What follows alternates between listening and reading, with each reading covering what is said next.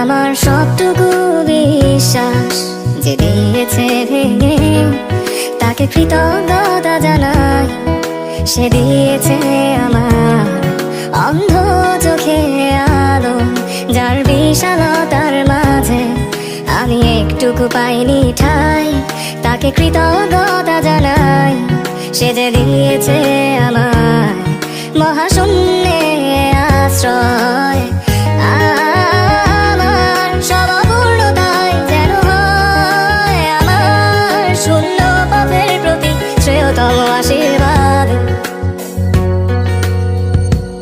যখন স্বর্গদ্বারে একা দাঁড়াবো তার অপেক্ষায়, যেন আমার অভ্যর্থনা তাকে করে অনুতপ্ত, জানি তখনও সে আমার হবে না তবুও অপ্রাপ্তি, তাই যেন আমায় করে পরিতৃপ্ত।